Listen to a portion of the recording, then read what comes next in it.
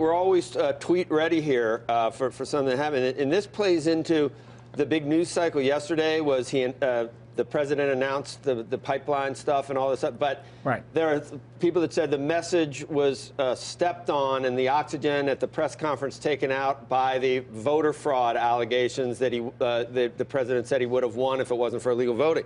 And then Sean Spicer said, well, he believes what he believes.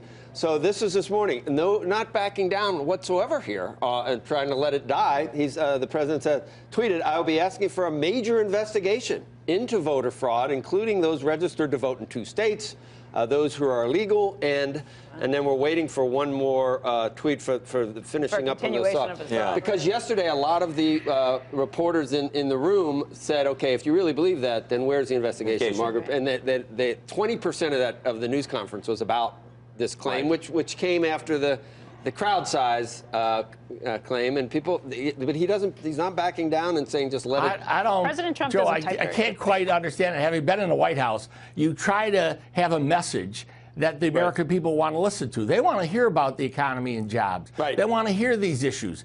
All of this other stuff is just chatter. I can't quite figure out why. Now, there's, this happens at the beginning of an administration often. Getting organized is not easy, and they have a lot of positions. That's why when you talk about trade and the economy, they don't have a Treasury Secretary, you don't have a Commerce Secretary, you don't have a trade representative yet, and you don't have all the offices under them filled. So I think there ought to be a little bit of let's walk a little slower right now and get our act together. That's what everybody's saying. I mean his allies are saying that too, but he's going to do what he's going to do. I mean that's what we're got him this far. And he's also got and he's also got this is not going to probably deter him from doing everything else he was planning on doing today too. He can do both. By the way, the rest of the tweet is Joe, let me just say, the second part of the tweet is even those registered to vote who are dead, and many for a long time, depending on results, we will strengthen up voting procedures. Okay. What did you say? We'll strengthen up the voting procedures. There is, go ahead. You're all of a sudden now mixing two here. He's mixing either voter fraud issues as opposed to there was massive fraud in his election that he was elected and got at least the Electoral College majority. He is making two statements. One is we ought to look at whether there are voting fraud issues, and two, a specific allegation that his election had the largest voter fraud that ever happened in the history of the country. He's got the Justice Department. He has the opportunity now to prove that fact. But not only to prove it, even if he doesn't prove it, he can create headlines over this issue for months on end. But it's not an issue. It's not an issue that the American people, and especially the people who voted for him, are sitting at home talking about it. But you know what?